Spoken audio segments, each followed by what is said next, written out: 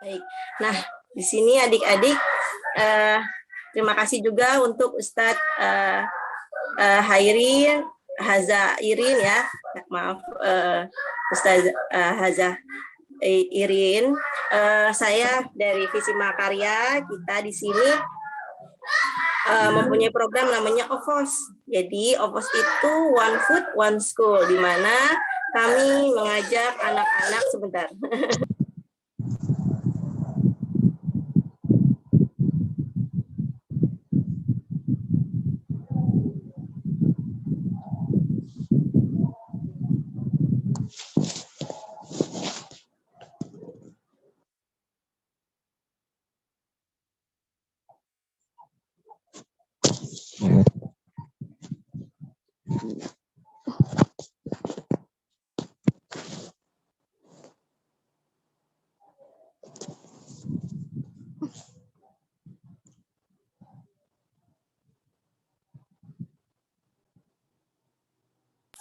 Maaf ya adik-adik semua, ini ada anak SD nih. Biasa pagi-pagi ya. Baru bangun. Iya. Adik-adik KSD ulangin ya.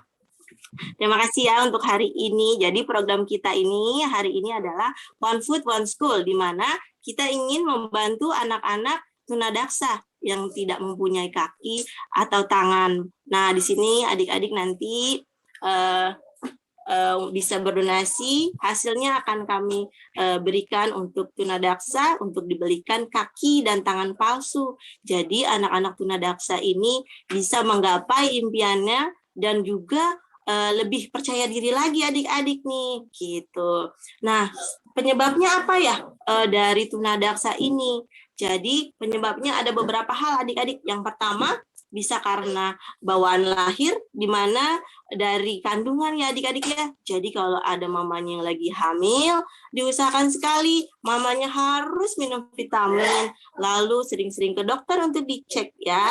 Lalu yang kedua, penyebabnya bisa karena kecelakaan. Nah, adik-adik di sini yang sudah mulai bisa naik motor ya, untuk anak-anak yang sudah mulai bisa naik motor, mohon hati-hati di jalan. Harus rambu-rambu lalu lintas dipatuhi dan juga pakai helm ya adik-adik ya, jangan lupa. Terus sama ini adik-adik yang untuk perempuan nih yang ahwat ya, mohon sekali nih untuk bajunya, kan suka ada tuh bajunya panjang ya, pakai gamis. Biasanya gamisnya tuh panjang gitu ya. Kalau untuk naik motor diusahakan sekali adik-adik untuk hati-hati, karena gamis itu kadang-kadang saking panjangnya bisa masuk ke dalam roda-roda motor lalu terjadi kecelakaan. Jadi kita harus waspada dimanapun kita berada ya adik-adik ya. Lalu yang ketiga karena bencana alam adik-adik. Nah, bencana alam ini ya. Nah, bencana alam yang disebabkan dari gempa bumi atau juga dari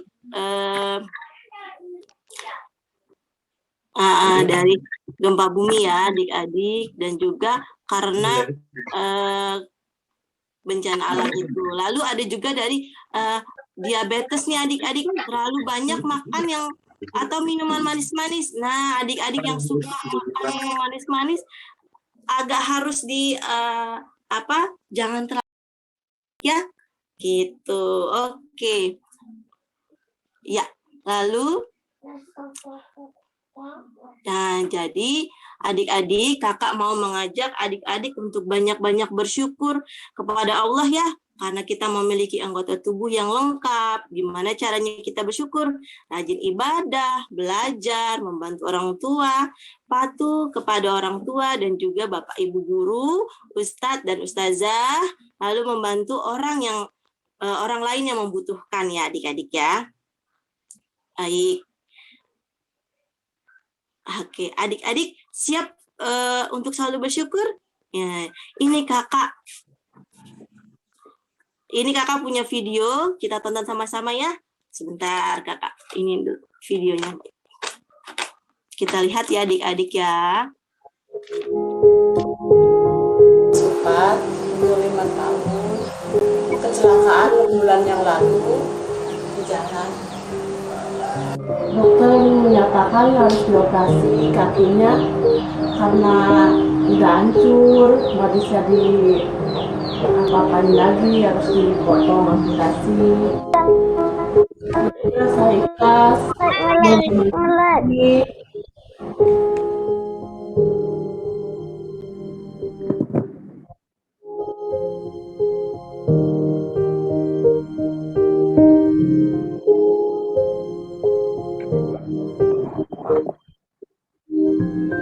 Dokter mau jadi apa? Mau jadi dokter. Ya, sekolah yang pintar ya.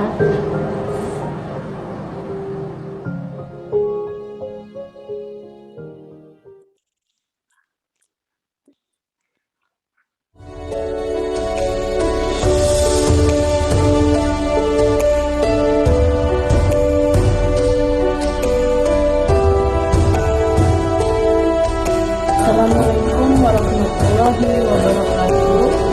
Terima kasih. Sekarang Supat berat badannya udah naik.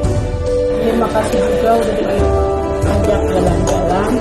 Dan Supat mau sekolah juga tahun depan. Terima kasih semuanya atas bantuannya selama ini. Supat sekarang udah pakai kaki palsu. Terima kasih banyak buat ayah bundanya. Terima kasih sekali lagi. Terima kasih banyak. Saya sebagai ibunya senang melihat Supat sekarang bisa jalan lagi seperti biasa. Terima kasih.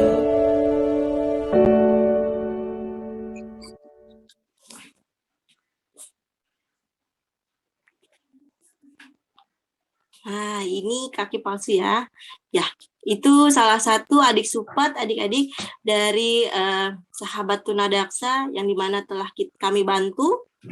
Jadi kisah adik Supat ini masih umur 3 atau 4 tahun. Dia ingin main waktu itu ke kali karena rumahnya dekat kali gitu ya. Nah, dia jalan, lalu dia tertabrak sama mobil adik-adik. Nah, disitulah kaki Supat harus diamputasi karena sudah tidak bisa lagi, harus diamputasi kata dokter. Sedih adik-adik karena Supat sempat bilang sama mamahnya bahwa mama boleh ya kaki mama buat Supat gitu. Agak anak yang masih kecil itu belum mengerti ya adik-adik ya bahwa kaki yang sudah diamputasi itu tidak bisa tumbuh ya adik-adik ya. Nah ini Supat alhamdulillah telah dibantu oleh Visi Makarya untuk mempunyai kaki palsu. Nah masih banyak adik-adik dari kota-kota lain yang ada di Indonesia itu terjadi resiko bencana alam atau kecelakaan yang harus mereka kehilangan tangan atau kakinya. Jadi KST di sini bersama Visi Mahakarya mengajak adik-adik dari SMP IT dan SMA IT Al-Fikri Islamic Green School Pekanbaru untuk bersama-sama mewujudkan sahabat tunadaksa mempunyai kaki dan juga tangan palsu agar mereka bisa lebih percaya diri, lalu juga dia bisa menggapai impiannya. Terima kasih adik-adik semuanya telah mengikuti acara hari ini. Semoga hari ini kita diberikan manfaat dan juga berkah dari Allah Subhanahu wa Ta'ala. Terima kasih juga dari Ustadz semua atas dukungannya bersama Visi Mahakarya untuk hari ini. Nah, terima kasih adik-adik ya. Nah, sekarang KST ingin ngajak adik-adik jalan-jalan, tapi sama Kak Canda nih, bukan sama Kak Esti ya. Kak Canda mau ajak kita jalan-jalan wisata, tapi nggak pakai bis ya, karena lagi pandemi, kita nggak bisa kemana-mana, pergi jauh-jauh. Nah, jangan lupa juga saat pandemi kita harus jaga-jaga kesehatan, jaga imun, pakai masker kemanapun, rajin cuci tangan juga ya adik-adik. Nah, sekarang kita akan panggilkan Kak Canda untuk memulai kita wisata keliling masjid yang ada di dunia. Sudah siap? Adik-adik? Iya. Kalau gitu kita panggilkan Kak Canda. Halo Kak Esti, Assalamualaikum warahmatullahi wabarakatuh. Waalaikumsalam, Kak. Warahmatullahi wabarakatuh. Halo Pak Ustadz dan teman-teman semua, Assalamualaikum warahmatullahi wabarakatuh. Semoga semua dalam keadaan sehat semua. Ini ada berapa ratus orang nih di sini, Kayaknya banyak banget ya Kak Esti ya. Iya Kak, betul. Semuanya pada antusias loh nungguin Kak. Oke. Kalau gitu Ya. kita bisa langsung mulai aja Pak Ustadz. Ya, langsung. Ya, saya minta izin ya Pak Ustadz ya. Ya, Kak Chandra. Oke. Ya, senang sekali kakak di sini kenalin sama nama saya kakak, nama kakak Canda. Ya, kakak kebetulan hari ini adalah salah satu yang mau ngajakin kalian jalan-jalan nih SMP IT sama SMA IT Al-Fikri gitu ya. Dan semoga pandemi cepat berlalu dan kita bisa langsung jalan-jalan beneran nah kakak. Tapi kali ini kakak mau ngajakin kita semua buat jalan-jalannya virtual ya. Nah, terus habis itu kebetulan kakak juga seorang tour leader kayak tour guide ya, di mana kakak juga sering bawa orang-orang Indonesia ke luar negeri, begitu juga orang luar negeri yang datang ke Indonesia. Jadi kalau emang mau jadi pemandu wisata kayak kakak, minimal kalian harus bisa bahasa Inggris semuanya. Ya, jadi itu pesan aja dari kakak ya. Nah, terus habis itu kakak mau ngajakin kemana sih? Kakak ini pengen ngajakin jalan-jalan di menggambarkan tentang Islam gitu, karena kebetulan waktu itu ada request di tahun lalu tentang gimana sih kehidupan orang-orang Muslim di dunia gitu. Nah, ini kakak coba sajikan ke kalian gitu ya, karena ternyata menarik ngomongin Muslim atau Islam yang ada di seluruh dunia. Karena walaupun mungkin nggak semua negara adalah sebuah seperti Indonesia ya, dalam artian mayoritasnya Muslim, tapi ternyata negara-negara tersebut memiliki keunikannya masing-masing ya. Nah, makanya di sini kakak pengen share ke kalian semua. Ini ada di Pekanbaru ya, semuanya ya. Tapi semuanya sehat-sehat aja kan ini ya? Alhamdulillah ya. Nanti kalau misalnya ada yang mau nanya, langsung nanya aja. Nanya di chat boleh. Ya, nanya di chat boleh. Terus habis itu kalau mau langsung tanya, nggak usah nungguin kakak nggak ngasih waktu buat tanya jawab. Jadi silahkan langsung tanya aja ketika kalian ada pertanyaan. Oke? Nah, jadi kakak mau ngajakin pertama di Indonesia dulu ada satu masjid yang menurut kakak unik. Dan ada yang bilang ini adalah masjid tertua di Indonesia. Gitu. Iya, ini masjid tertua. Gitu. Yang kedua, kamu ngajakin ke negara yang non Muslim, yaitu kita ke Amerika. Kan kita tahu Amerika negara adidaya. Di Amerika itu gimana sih Muslim di sana? Gitu. Terus habis itu kakak mau bawa kalian juga ke tempat terdingin di dunia. Di mana tuh? Antartika. Antartika ya, almost bener ya, almost bener. Tapi kakak nggak ke sana. Nanti kakak kasih tahu. Karena tempat itu di dunia itu, kalau Antartika kan di selatan. Nah, kakak mau ngajakin kalian ke arah utara. Nah, di utara ada apa ya? Gitu ya. Terus habis itu kita akan ke arah Turki. Kita mau ke Turki, belajar dikit tentang sejarah Islam, sedikit aja, ya. Dan juga akhirnya kita akan ada di Mekah dan Madinah. Nah, itu tempat yang paling spesial banget buat kita semua di sini ya. Nah, jadi kakak izin share screen dulu. Dan kalaupun memang berkenan, kalian bisa mute ya. Nanti tanyanya boleh lewat chat aja biar nggak rame nanti di sini. Oke, sebentar.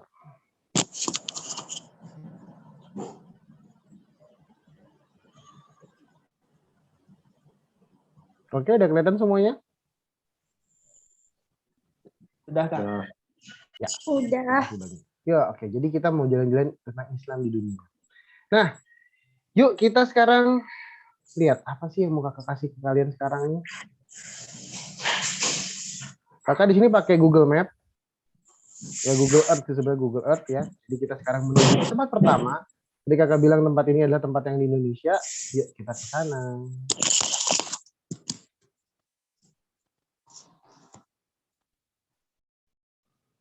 Wih, ada yang pernah pakai nggak Google Earth? Saya. Nah, pakai dong. Google Earth itu sangat membantu sekali buat kita jalan-jalan virtual seperti ini ya. Nah, adik-adik sekarang kita lihat nih, kita udah tiba di satu tempat. Tempatnya di Pulau Jawa, ya, tempatnya di Pulau Jawa. Tapi Google Earth-nya cuma sampai di sini doang adik-adik. Ini kita lihat sekitarannya ya. Google Earth cuma nyampe di sini doang di jalanan ini, ya. Ini masih perkampungan gitu ya. Terus habis itu kalau kita lihat lagi ada gerbang. Nah, ini nama gerbangnya ada namanya Masjid Saka Tunggal. Gitu. Nah, Masjid Saka Tunggal ini letaknya ada di Desa Cikakak, Banyumas ya, Banyumas. Nah, disitulah kakak pengen ngajakin kalian semua untuk jalan masuk ke dalam. Cuman karena Google Earth-nya cuma sampai sini aja, makanya kakak juga siapin gambar pas kita masuk ke dalam nanti kalian akan ngeliat nih lurus aja akan ketemu sama namanya ini. ada plang besar tentang namanya menyatakan bahwa masjid ini adalah masjid yang benda cagar budaya. Artinya situs sejarah yang harus dilestarikan, tidak boleh dirubah, tidak boleh berubah gitu tuh. Ya, makanya di sini sebutannya adalah cagar budaya. Nah, di sini nanti pas kita masuk ke dalam, kita akan ngelihat masjidnya seperti apa. Ini kurang lebih masjidnya seperti ini. Ini kakak ambil dari YouTube. Nah, ini masjidnya adik-adik. Ya. Jadi masjidnya ini kalau kita lihat sebenarnya kecil masjidnya. Oke, kenapa kecil? Jadi kalau kita melihat perkembangan Islam ya dari zaman Islam baru masuk di Indonesia ini tahun 1500-an, di mana mereka itu kebanyakan masjidnya memang kecil-kecil gitu. Cuman hari ini masjidnya itu kebanyakan sudah berubah. Masjid-masjid di Indonesia itu yang bersejarah sudah banyak yang berubah. Kenapa? Karena memang penambahan jumlah jamaahnya gitu. Nah, sedangkan kalau udah berubah penambahan jumlah jamaah dari luas jadi tingkat, dari tingkat 1 jadi tingkat 2, 3, 4, itu mengakibatkan banyak sekali perubahan-perubahan yang terjadi pada masjid tersebut. Nah, makanya yang kakak senang banget dari masjid ini adalah masjid ini masih asli bentuknya dan dia masih menjadi situs cagar budaya yang artinya tidak akan berubah. Jadi ya masjidnya gedenya segitu-gitu aja, gitu. Ya. Nah, terus habis itu disebut juga sebagai masjid ini adalah masjid Saka Tunggal. Kenapa dia disebut masjid Saka Tunggal? Karena tadi kalau kita lihat di gambar yang ini, masjidnya itu kalau bangunan itu kalau kamu pernah dengar namanya joglo, kalau joglo bangunan Jawa itu joglo itu punya 4 soko guru kalau bahasanya itu ada 4 tiang. Tapi di masjid ini cuma punya 1 tiang. Tiang penyangga, yaitu di tengah-tengah ini dia. Ini tiang ini. Ya, nah tiang ini di tengah disebutnya Saka Tunggal atau tiang cuma 1 karena tunggal itu menggambarkan keesaan Tuhan yaitu Allah. Gitu ya, Allah Subhanahu wa taala. Nah, jadi dia cuma punya 1 tiang nih. Akhirnya kita lihat masjidnya terlihat lebih luas walaupun dia kecil. Nah, terus habis itu adik-adik, teman-teman semua, ini masjidnya bangunannya seperti ini. Jadi dulu masjid di Indonesia itu kebanyakan mereka tidak menggunakan kubah. Justru masjid di Indonesia itu semuanya menggunakan limas bertumpuk, sebutannya limas bertumpuk. Jadi ini bentuk limasnya. Sorry, kamu gambarin bentar. Ini bentuk limasnya nih, kalau kita lihat nih. Ya, ini bentuk limas. Nah, bentuk limas ini adalah asli Indonesia. Jadi zaman dulu semua kalau kamu lihat masjid-masjid tua di Indonesia, kebanyakan mereka masih berlimas bertumpuk bahasanya. Gitu. Nah, ketika mulai kelihatan sekarang itu banyakkan kubah seperti dom-dom yang ada di Arab, memang ternyata memang itu adalah influence-nya dari Arab sana. Tapi aslinya masjid di Indonesia itu bentuknya semua berbentuk limas bertumpuk seperti ini. Ya. Nah, terus habis itu ya bentuknya seperti ini dan dulunya juga kalau kita lihat ya beda tipis lah. Dulu pakai ijuk ya, pakai ijuk supaya nggak terlalu panas kan kalau bangunan-bangunan seperti itu. Nah, terus habis itu di sini juga ada. Nah, sekarang udah seperti ini gambarnya tadi kakak udah lihat kasih tahu juga di video juga. Ini ada masjidnya sudah direnovasi tapi tidak merubah bentuk masjid itu sendiri. Yang penting dia udah dicat, kayu-kayunya mungkin sudah tergantikan dengan yang baru, tapi semuanya tidak ada yang berubah. Nah, itulah namanya cagar budaya.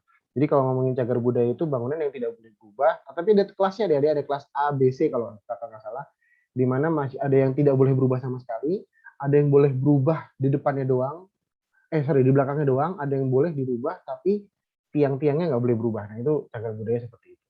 Ya. Nah, terus habis itu, yang unik lagi ada ini. Ini adalah monyet. Ya. Jadi kalau kita masuk ke gerbang yang ini kita akan disambut sama banyak sekali monyet-monyet seperti ini, adik-adik. Monyet-monyet ini liar, ya. Nah, tapi ada satu cerita di sini. Apa ceritanya? Di mana waktu itu ada namanya guru besarnya mereka, ustadz besarnya namanya Bapak Mustolih, namanya Bapak Mustolih ya, gurunya ini. Nah, gurunya ini pernah bilang kalau misalnya jadi ada saatnya mereka disuruh ngaji, para santri ini disuruh ngaji. Ketika disuruh ngaji ada santri-santri yang nggak mau ngaji. Akhirnya si Mbah Mustolih ini bilang, nanti kalian kalau nggak ngaji, nanti kalian kayak monyet, katanya gitu. Tiba-tiba tuh orang jadi monyet, jadi monyet. Nah, kita nggak tahu sih itu bener apa nggak, tapi ya istilahnya kata Mbah Mustolih ngajarin kalau emang kita mau ngaji, namanya kita tuh harus ngaji. Kalau nggak ngaji kita akan kayak monyet. Monyet kan nggak ngaji. Maksudnya gitu. Ya, tapi ini akan terlihat banyak sekali di sana dan jadi apa namanya kalian akan ngeliatin banyak monyet yang bisa dikasih makan dan lain-lain. Gitu. Nah, tadi terus habis itu kita masuk ke dalam di mana di dalam ini ada tadi kakak udah ceritain tentang saka tunggalnya di atas ini di foto ini kita lihat ada tiang cuman satu menyangga seluruh bangunan yang ada di situ. Dan itu sangat menarik sekali. Udah gitu di bangunan itu ada ukir-ukir di tengah-tengahnya ini di mana? Di sokonya ini ada ukirannya dan ukiran ini warna-warni kalau kita bisa lihat kakak deketin. Oke. Jadi ukir-ukirannya itu sudah ditutupin sama kaca adik-adik karena khawatir ya namanya bangunan tua ya. Bangunan tua kita takutnya bangunannya rusak ukirannya rusak. Makanya akhirnya ditutupin. Terus habis itu kita masih bisa ngelihat dari luar. Nah, di sini ada tulisan angka nih. Ada yang bisa jawab nggak nih? Kira-kira ini angka berapa ya? Kalau di bahasa Arab. Ayo, coba tulis. 1288. 1288. Oh, makasih udah dijawab tuh. Siapa tadi baru bisa jawab ya? Nah, benar. 1288. Wah, ini apa namanya? Apakah kira-kira dibangunnya 1288? Nah, itu orang-orang banyak yang bertanya-tanya sebenarnya. Apa iya memang dia 1288? Karena kalau memang benar ini 1288, berarti dia itu dibangun 5 abad setelah Borobudur dibangun. Dan juga mungkin juga 5 tahun sebelum Majapahit ada. Bahkan 2 abad sebelum Wali Songo. Nah, bahasanya gitu tuh. Jadi ini masih dalam pertanyaan kenapa ada angka ini gitu ya. Dan kemungkinan juga besar apa namanya ini adalah tahun pembangunannya. Ya gitu ya adik-adik ya. Nah, tapi juga ada yang bilang pembangunan sebenarnya nggak tahun segitu tapi tahunnya 1800 sekian gitu. Nah, itu ada beberapa versi. Tapi balik lagi yang menarik adalah si angka ini karena angka ini pasti menunjukkan satu waktu, 1 tahun di mana memang ada satu kejadian atau satu apa namanya komunitas muslim yang ada di daerah ini. Ya kalau kita sekarang hitung aja sekarang 1443 ya berarti dia sekitar 200 tahun yang lalu. Nah, kurang lebihnya gitu. Ya. Nah, apakah itu apakah ngomongin tahun Hijriah? Nah, itu kita juga nggak tahu. Tapi inilah salah satu masjid yang unik menurut kakak. Dan satu lagi keunikannya apa adalah ini adik-adik. Dia adalah punya mereka menyebut diri mereka itu adalah tarekat aboge. Ya. Jadi ini mungkin informasi aja buat kalian. Jadi ada namanya aboge itu adalah alif rabo wage. Nah, ini adalah orang-orang yang bisa dikatakan kan gini ya, ketika muslim datang itu seperti asimilasi. Artinya dari mereka mulai mereka bercampur dengan apa namanya aktivitas warga sekitar dan mereka menjadikan sebuah muslim. Nah, muslim itu dulu semua juga nggak ada yang pakai gamis. Orang-orang Indonesia, orang-orang Nusantara ketika mereka menyatakan dirinya muslim, mereka pakai baju-baju seperti ini, baju-baju tradisional Jawa, gitu. Dan tarekat aboge ini juga mereka masih memegang teguh waktu itu perhitungan tentang Muharram, tentang Lebaran, tentang puasa, itu mereka pakai satu perhitungan mereka yang digabungkan dengan perhitungan Jawa.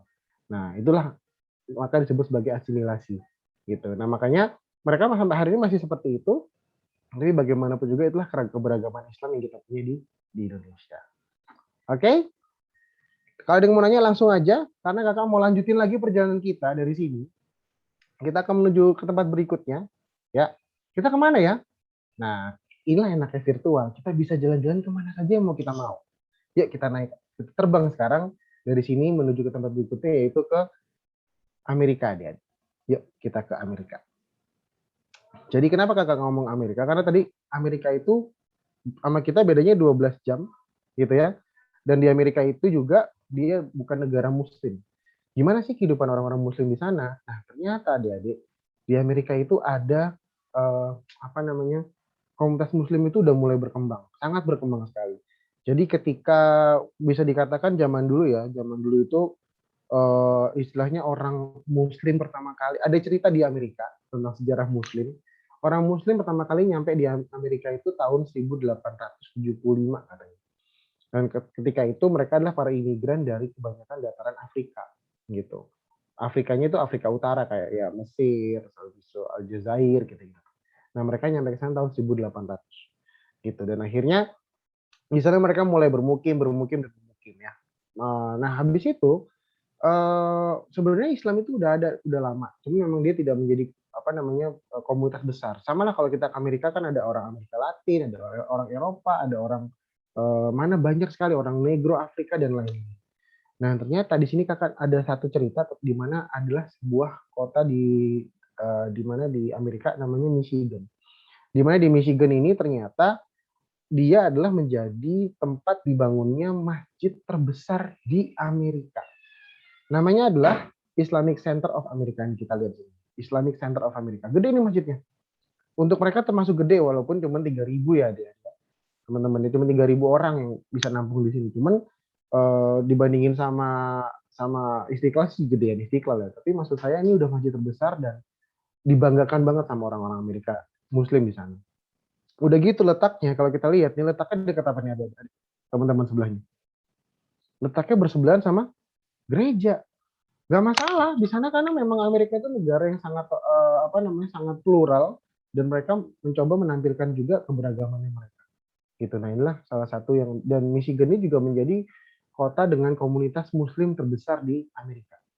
Bahkan ada di satu kota, saya lupa kota kecilnya, mungkin kalau kita buat kita kayak kelurahan gitu ya atau kecamatan gitu, itu ada satu tempat yang memang semuanya itu udah Muslim gitu.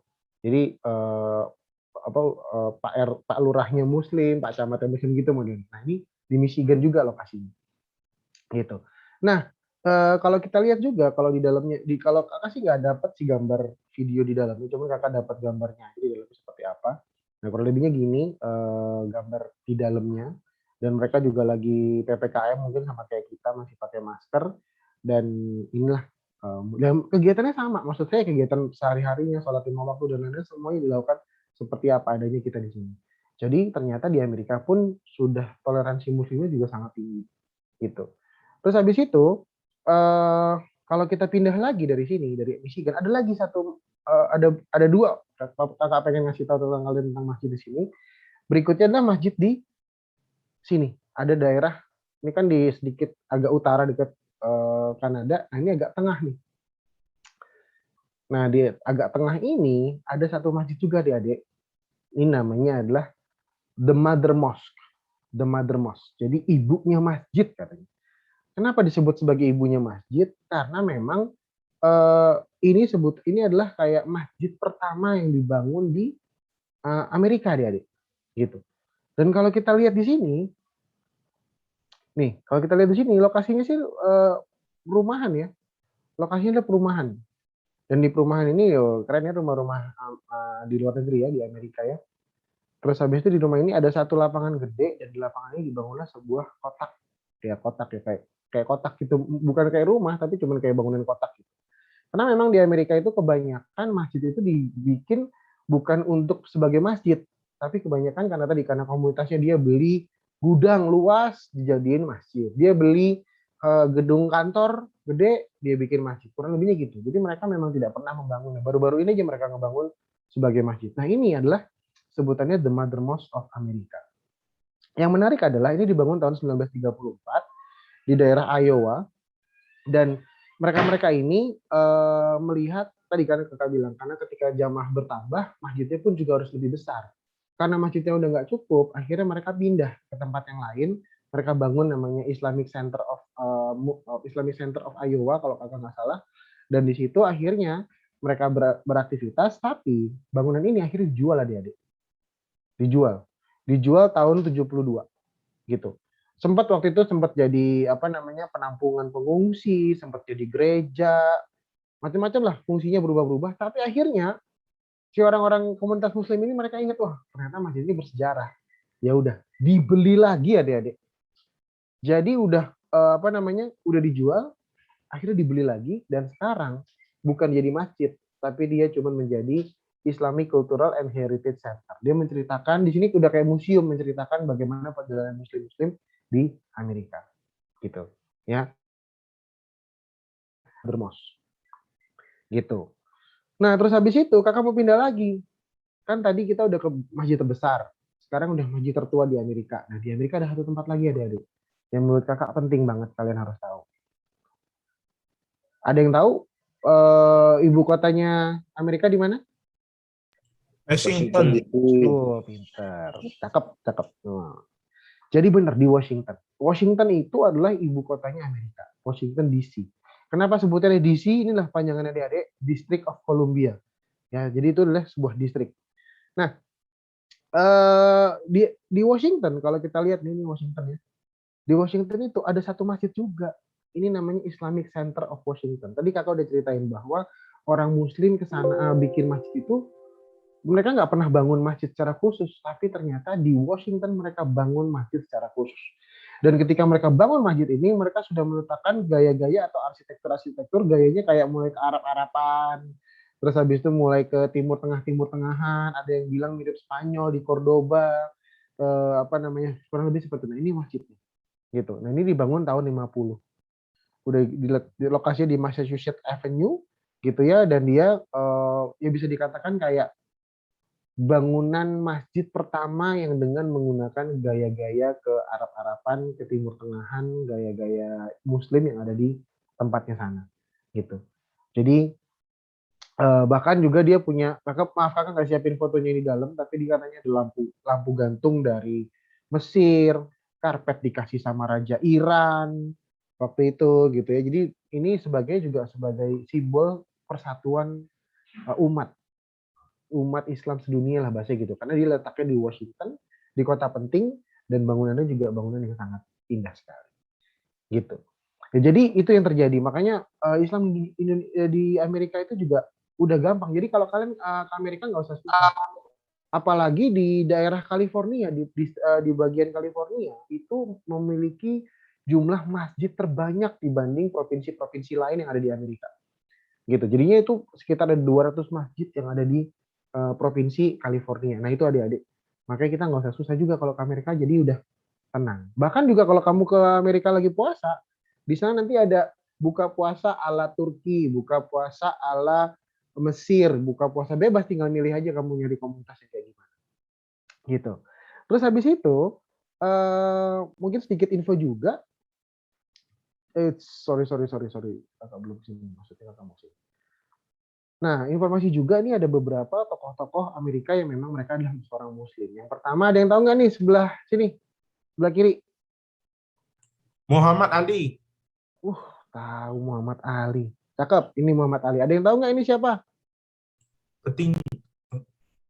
Ayo, siapa ayo? Nah, ini adalah Malcolm X.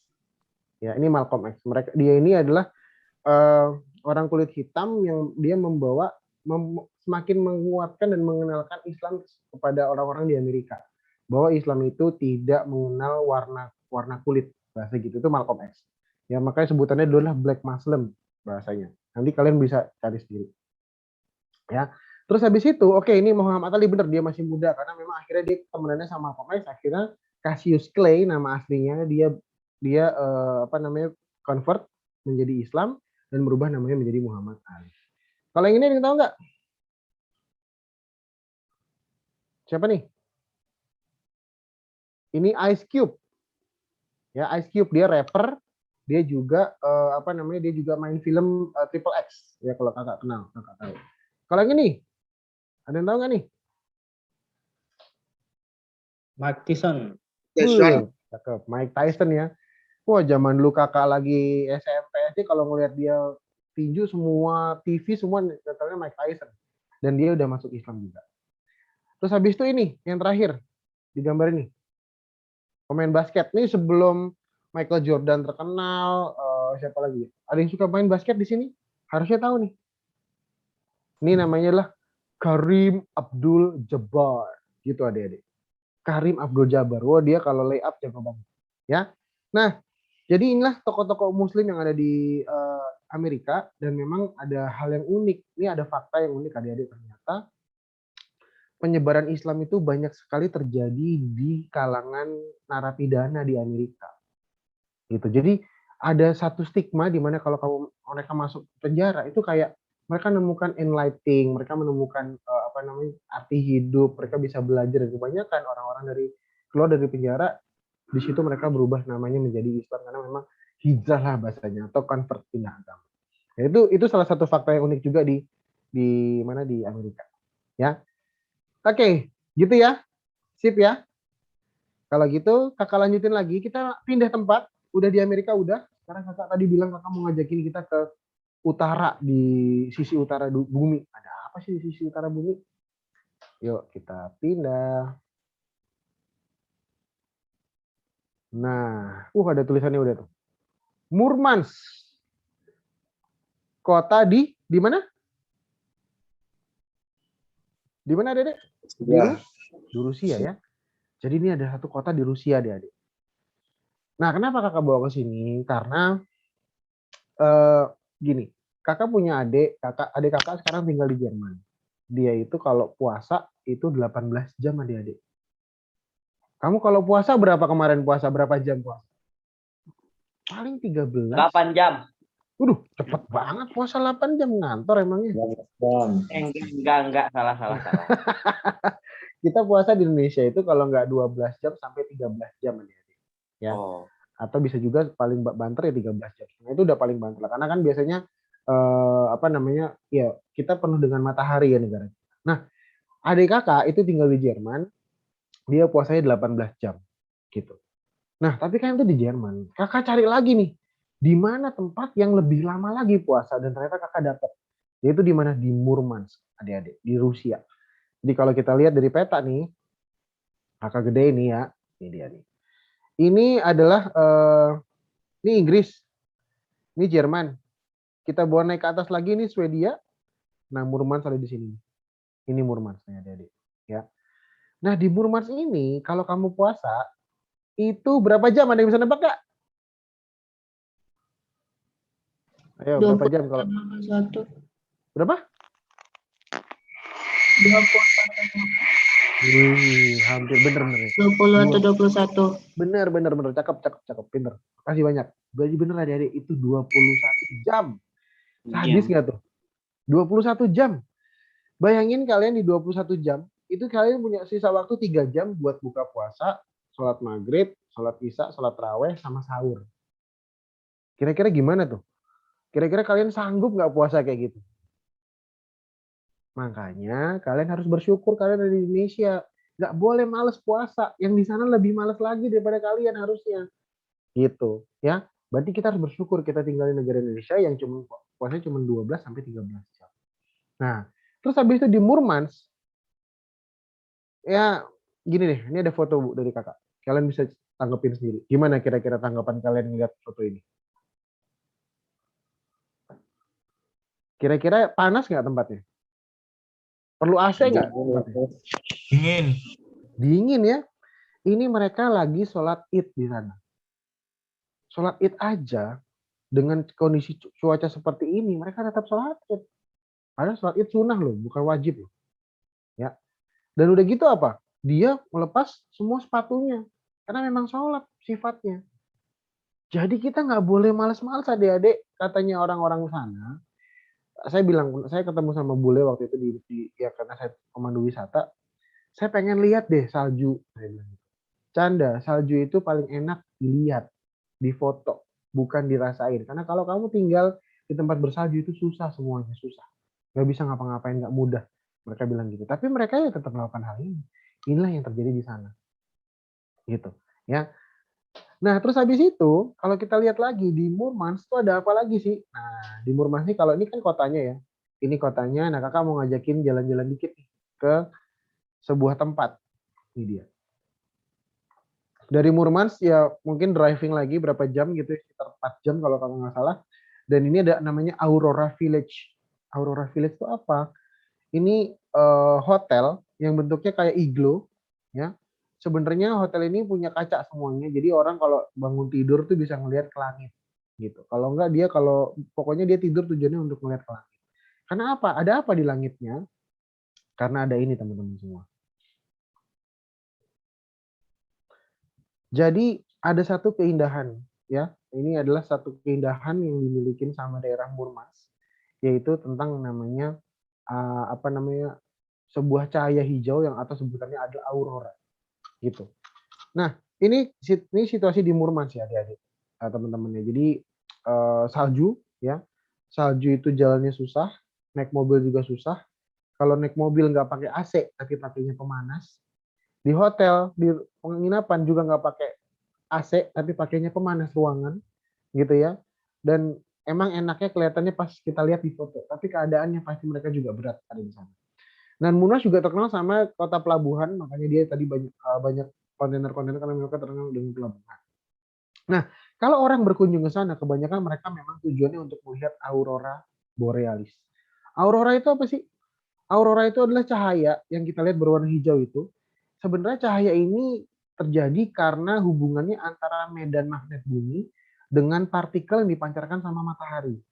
Jadi kalau kamu udah belajar tentang magnet, di mana kalau kan kutub utara, kutub selatan ya. Nah, ini bagian utaranya dan ini berhubungan sama magnet bumi serta partikel matahari yang mengakibatkan ada cahaya hijau yang kita sebut sebagai aurora borealis. Dan aurora itu ada dua sebenarnya. Ada aurora borealis yang memang itu ada di bagian utara bumi. Ada lagi namanya aurora australis yang ada di bagian selatan bumi. Dan tidak semua tempat bisa melihat seperti ini, tapi yang terkenal sebenarnya di aurora borealis ini adalah di sini di Murmansk, ada di daerah Alaska juga ada, di daerah Kanada juga ada. Nah, itu ada beberapa titik-titik yang memang kita bisa kunjungi karena kalau udah ngomongin Antartika yang ada di selatan itu mungkin bukan hal yang mudah untuk dikunjungi dan mereka ada namanya aurora australis. Gimana adik-adik? Keren nggak nih kira-kira kalau kita lihat ke sini? Ya. Jadi semoga kita semua bisa dikasih kesempatan buat melihat keindahan yang dibikin sama Allah. Amin. Ya. Amin ya. Oke. Nah, dari sini kakak mau lanjutin lagi. Apa namanya? Oh iya, pokoknya kalau ke sini jangan lupa bawa baju lengkap. Jadi kalau kita mau datang ke tempat yang salju itu emang kita harus siapin baju yang cukup hangat. Kenapa? Karena kalau misalnya kalian nggak siapin, yang ada kalian akan kedinginan. Ya. Jadi apalagi orang-orang tropis kayak kita yang maksudnya dapat matahari sepanjang tahun gitu. Tapi kalau udah ke sana kita harus benar-benar siapin. Ya. Gitu. Dan ini bisa dilihat kapan? Bisa dilihat kapan aja. Jadi memang setiap malam dia akan terlihat seperti itu. Cakep ya. Tapi di titik-titik tertentu ya, bahkan di Murmansk pun nggak bisa. Mereka harus masuknya ke sini baru mereka nemu. Oke. Habis itu kakak lanjutin lagi. Dari sini kita akan jalan lagi. Kemana? Kakak mau ngajakin tadi sedikit cerita tentang sebuah sekelibat sejarah Islam. Yuk kita jalan lagi ke tempat berikutnya.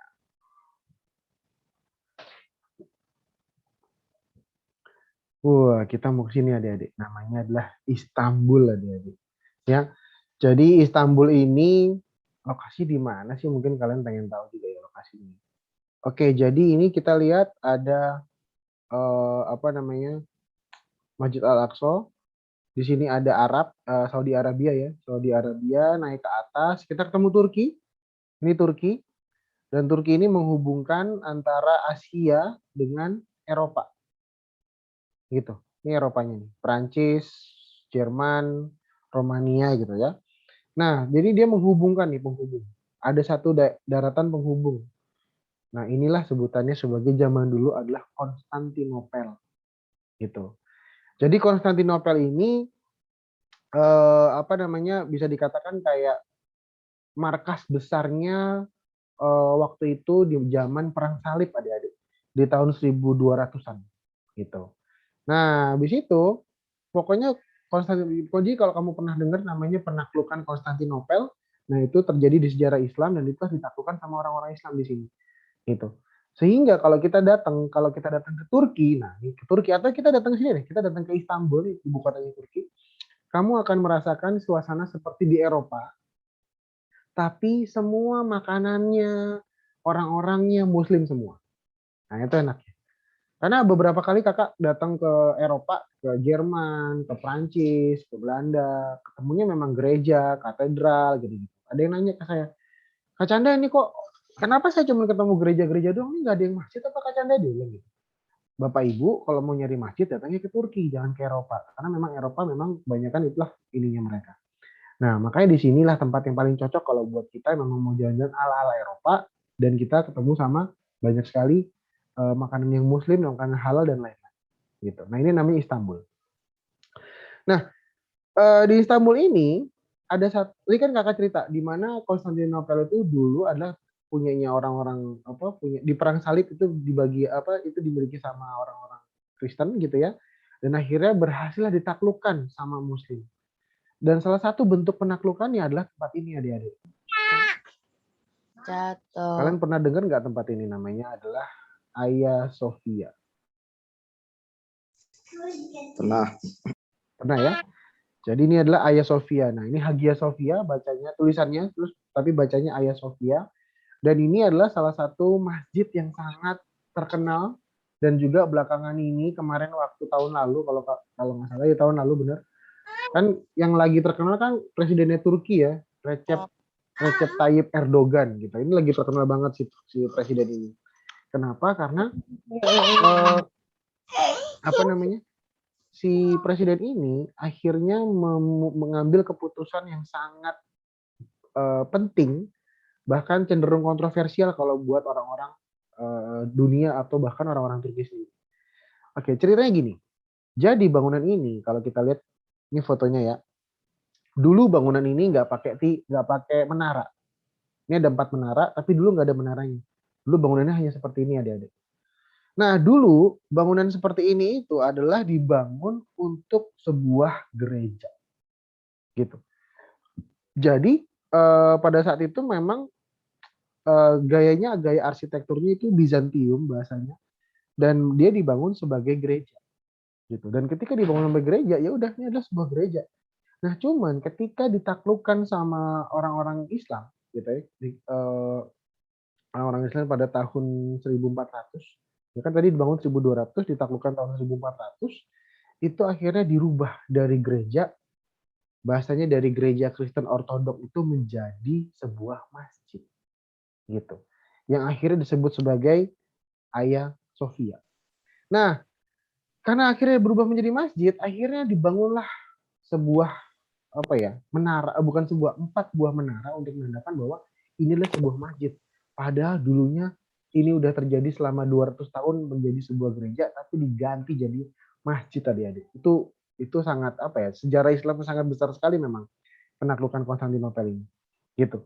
Nah, terus habis itu ketika akhirnya Turki menjadi republik, terus jadi artinya kan waktu itu zaman Utsmani, terus habis itu Turki menjadi republik, dan republik itu mengakibatkan sejarah harus dipertahankan, dan akhirnya si Hagia Sophia ini tidak berfungsi kembali menjadi masjid, tapi menjadi sebuah museum. Nah, jadi perubahan fungsi dari masjid ke museum itu ya terjadi, gitu ya. Nah, makanya di sini ada gambarnya. Jadi ini berubah jadi museum, dan ketika masuk museum ya biasa ya orang bayar, dan dia ngelihat segala macam tentang apa yang terjadi dalam masjid ini. Dulunya masjid gitu. Nah, cuman tahun lalu walaupun lagi pandemi, akhirnya Presiden Erdogan mengambil keputusan bahwa ini harus dibalikan lagi sesuai dengan fungsinya. Apa fungsinya? Masjid. Akhirnya sejak tahun lalu Hagia Sophia berubah menjadi sebuah masjid. Jadi kalau kita masuk nggak perlu kita bayar tiket lagi, nggak perlu bayar karcis lagi, tinggal masuk aja. Yang penting pakaiannya sopan. Ya, sama kayak kita masuk ke masjid. Saya bawa tamu kayak Istiqlal, yang tadinya tamunya itu cuma pakai celana pendek doang sama tank top, begitu masuk Istiqlal dia harus pakai jubah. Gitu. Pokoknya dengan pakaian yang sopan. Nah, ketika masuk, tadi si Mbak tadi yang masuk, nih ada satu lorong, baru satu lorong aja kakak. Tapi ada tutupan gini, adik-adik. Kelihatan nggak nih tutupan apa nih? Ini kan menutupi sesuatu nih. Nah, kalau dilanjutin lagi, gambar apa sih yang ditutupin? Nih adik-adik yang ditutupin. Tutupannya ini. Ini dia. Ingat nggak tadi kakak bilang kalau ini adalah sebuah gereja. Jadi gambar-gambar mungkin kisah-kisah Yesus, terus habis itu segala macam tentang isinya Injil, semuanya ditaruh di depan, di tembok-tembok, digambarin sama mereka. Gitu. Tapi tadi, karena ini adalah bangunan sejarah, ini adalah situs sejarah, tidak boleh dirubah. Sehingga apa? Ketika dulunya museum, ya ini terlihat dengan mudah dibuka. Tapi karena ini udah berubah jadi dari museum jadi masjid, akhirnya apa namanya, hanya ditutupin saja. Jadi masih ada di situ tapi tinggal ditutup, jadi orang nggak perlu ngelihat lah seperti itu. Ya. Dan ini tadi tempat naruh sepatu dan sendal. Terus habis itu kita baru bisa masuk deh ke dalam. Dulunya kayak gini, nah ini museumnya. Dan sekarang dikasih karpet warna hijau yang sangat empuk banget adik-adik. Ya. Nah dulu orang bisa ngelihat tuh gimana. Jadi ada tulisan Islamnya, ada gambar Yesusnya. Ini menarik banget bangunan ini. Nah tapi balik lagi, sekarang sudah berubah menjadi masjid. Jadi kalaupun memang kita punya rezeki, kita punya kesempatan, nah kita bisa nih mampir ke sini adik-adik. Karena biasanya juga kalau ngomongin umroh itu ada namanya umroh plus Turki biasanya. Nah itu pasti akan mampir ke sini. Dan semua interiornya, semua hiasannya masih seperti zaman dulu, tidak ada perubahan. Bahkan tadi kakak bilang kalau ngelihat ada gambar-gambar Yesus, cerita-cerita Injil, tinggal ditutup. Jadi orang nggak perlu ngelihat ketika mereka melakukan ibadah di masjid ini. Jadi inilah Masjid Hagia Sophia atau Hagia Sophia. Ya. Dan kalau misalnya ngelihat gambarnya cakep ya, warnanya, lampunya, gitu. Itu pasti indah sekali. Ya. Terus habis itu di sini juga ada mimbarnya. Nah ini mimbarnya dan akhirnya orang-orang bisa kembali sholat. Tapi tadi kakak bilang lagi, kontroversial, penting tapi kontroversial karena ada orang yang setuju ini yang menjadi masjid lagi. Mungkin kakak sebagai bagian yang setuju dengan kembalinya berfungsi menjadi masjid lagi. Tapi ada orang-orang yang nggak setuju karena memang mereka menganggap wah ini jadi kehilangan pluralismenya lagi. Tapi sebenarnya enggak. Itu hanya menurut kakak enggak seperti itu karena itu tidak tiba-tiba orang yang beda atau orang beda agama dikeluar dari Turki kan enggak. Itu hanya sebuah simbol Islam aja. Artinya Islam pernah besar di masa itu. Nah itu namanya adalah di Istanbul, Hagia Sophia, yang dulu sebutannya adalah Konstantinopel. Oke? Nah, oke, kalau gitu kakak lanjutin lagi. Kakak lanjut lagi kita turun ke bawah sekarang dari Turki. Kita menuju ke tempat yang kakak suka banget, yaitu adalah tempat ini. Ini adalah Mekah. Kalau bahasa Inggrisnya ya, kalau bahasa kitanya sebutannya Mekah, gitu ya. Jadi, oke, kakak mau kasih lihat dulu. Tadi kalau kita lihat nih, hijau gitu gambarnya. Di sini juga hijau gitu, tapi begitu masuk ke Arab, ya Allah, ini tempat kok gersang banget ya. Ya gersang banget, memang panas banget adik-adik di sini gersang. Jadinya tempat inilah tapi tempat ini tempat adanya turunnya Al-Quran ya. Gitu. Nah, kita akan masuk ke dalam kotanya Mekah, di mana ini adalah ini adalah lokasi haram. Haram tuh maksudnya yang Masjidil Haram ya. Di mana Masjidil Haram ini adalah masjid yang ada di Mekah gitu. Dan kalau kita lihat gambarnya kayak gini nih. Ini dia. Terakhir kakak sebenarnya ke Mekah itu tahun 2004 apa 2005 gitu kakak lupa ya. Tapi sekarang udah banyak sekali perubahannya dan kita bisa lihat juga Mekah semakin besar dan semakin mewah. Nah, kita bisa lihat di sini ini ada tadinya kan cuman Ka'bah kecil ya. Tapi habis itu meluas lagi, dibangun lagi karena memang jamaahnya nggak habis-habis adik-adik. Bahkan kalau kita lihat Indonesia itu adalah memiliki populasi muslim terbesar di dunia. Indonesia tuh memiliki populasi muslim terbesar di dunia. Jadi setiap kita mau jadwal haji, berangkat haji, Indonesia itu memiliki kuota haji paling banyak di antara negara-negara yang lain.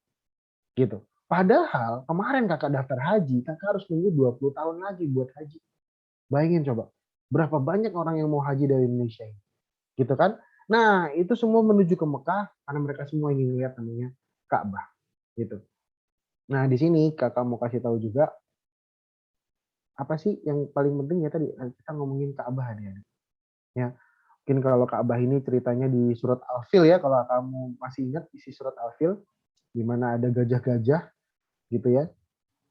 Terus habis itu ingin menghancurkan Ka'bah. Jadi ini nggak Ka'bah adik-adik.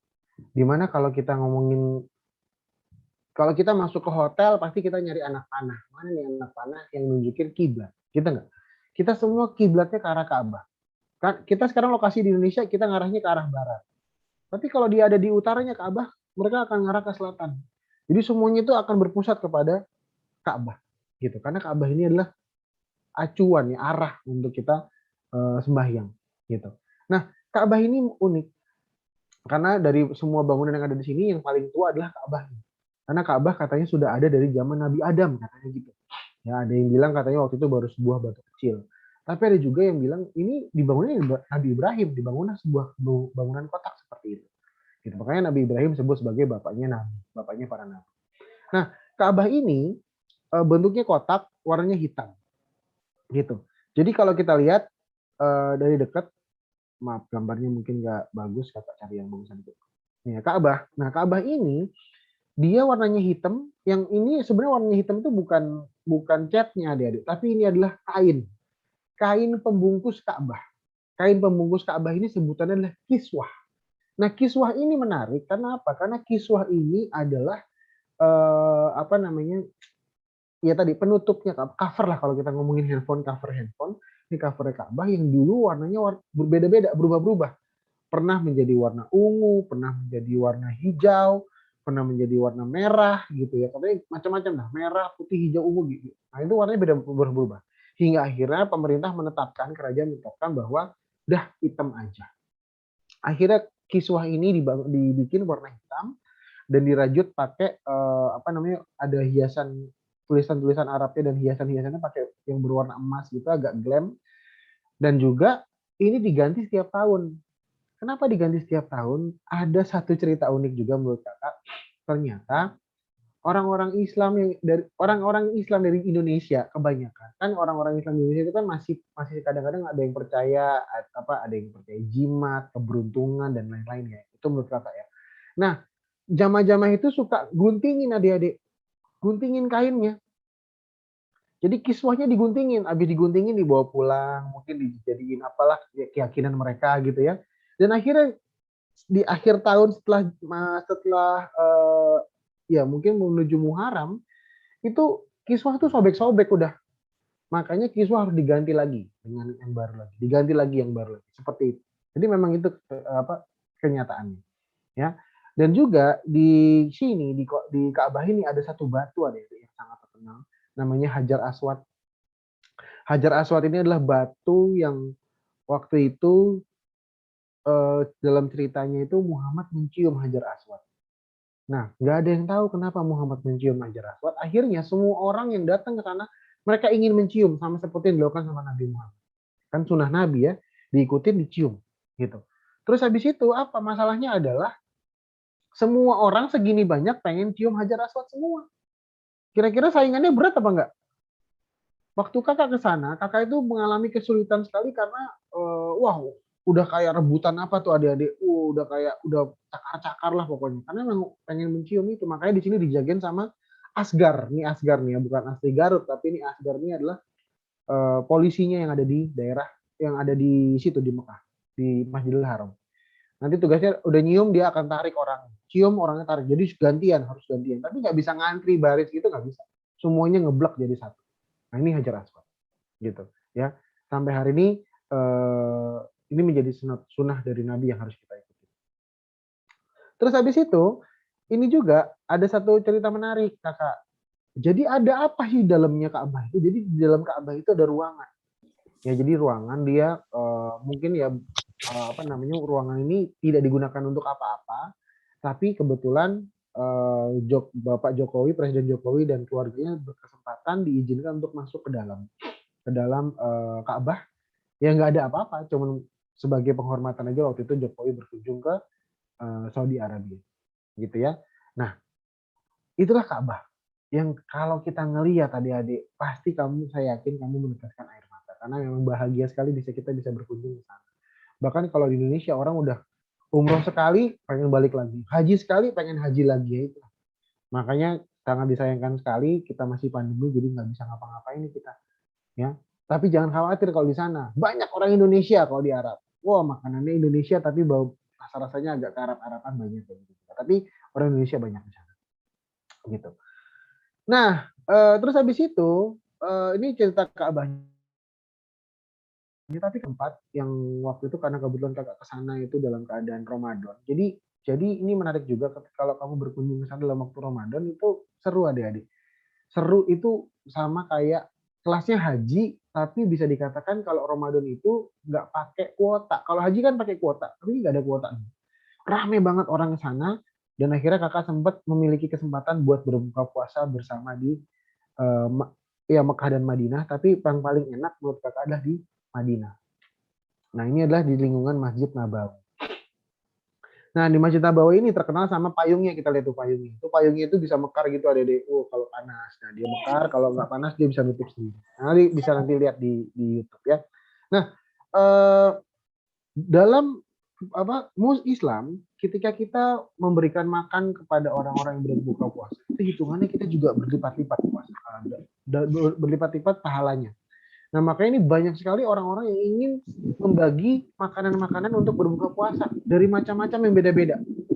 Beda-beda. Maksudnya beda-beda itu ada yang nasi biryani pakai ayam dibagi-bagiin, ada yang cuma dapat kurma doang sama roti, ada yang dapat apa macam-macam. Pokoknya semua orang ngebagiin macam-macam. Tergantung kamu duduknya di mana.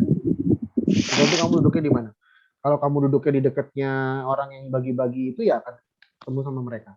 Gitu. Tapi kalau misalnya kamu ada satu makanan yang favorit orang-orang Indonesia, yaitu adalah ini al-baik, adik-adik. Nah, ini al-baik ini bisa dikatakan kayak KFC-nya Arab lah. Tapi mereka makanan utamanya itu nugget. Nah, ini orang-orang pasti suka nugget sama kentang. Nah, sekarang nggak ada nasi ya. Nah, udah gitu nggak ada sambal, kasih cuma saus doang. Nah, ini al-baik ini juga favorit buat orang-orang Indonesia biasanya. Jadi tergantung kamu duduk di mana, nah itu kamu akan dapat makanan seperti apa. Itu tinggal nyari aja. Terus habis itu, tadi kan masih pada prinsip yang sama ketika orang-orang itu percaya bahwa memberi makan orang puasa itu adalah berlipat ganda. Nah, kamu sekarang lihat orang-orang berdiri di tengah, manggil-manggil, ya. Ini mereka nggak jualan apa-apa, mereka nggak jualan obat kuat, mereka nggak jualan apa, tapi mereka berharap apa yang dibawa sama mereka itu dimakan sama semua orang. Maka mereka sekarang lagi hunting, ayo dong, buka puasa tempat saya, saya punya ini, ayo buka puasa tempat saya, nah gitu. Sampai seperti itunya mereka pengen supaya orang-orang berbuka sama mereka. Gitu. Nah, ini sama tuh, sebelum sholat semua digelar, sebelum buka puasa semua digelar tuh plastik ya, digelar panjang plastiknya. Kita tinggal duduk, tinggal tungguin orang ngasih apa aja, kita bisa dapat roti, macam-macam. Nah, itu beda-beda lah semuanya. Terus yang tong-tong kecil ini warna putih itu adalah tempatnya air zam-zam. Walaupun air zam-zam adanya di Mekah, tapi di Madinah pun juga disiapin semua tong-tong untuk air zam-zam, mereka bebas untuk minum. Gitu. Terus habis itu Oke, bentar, kakak coba cari dulu.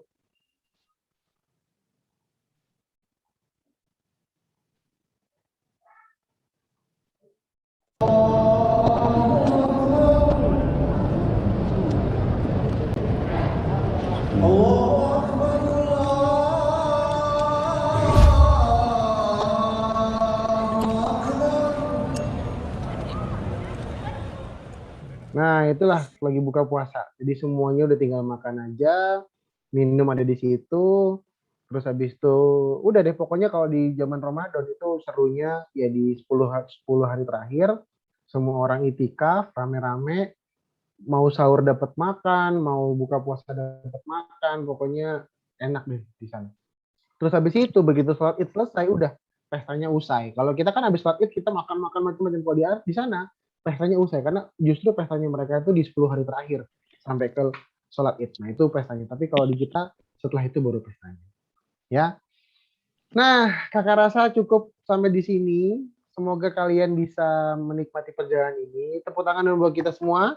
Ya, makasih banyak udah dengerin kakak. Semoga kita semua bisa berangkat ke Mekah bareng-bareng, bisa ke Amerika juga bareng-bareng, kalian dapat kesempatan. Makanya kalau kalian menjadi pemandu wisata atau apapun lah, minimal kakak minta kalian bahasa Inggrisnya harus rajin belajarnya. Oke? Dari saya sekian, makasih banyak. Jadi ini adalah bentuk terima kasih Visi Makarya kepada kalian karena kalian mau bergabung dalam program OKOS, yaitu membantu tunadaksa yang memang mereka membutuhkan. Jadi makasih banyak sekali lagi. Kakak ucapkan Assalamualaikum warahmatullahi wabarakatuh. Dibalikin ke Kak Hesti. Silakan Kak Hesti.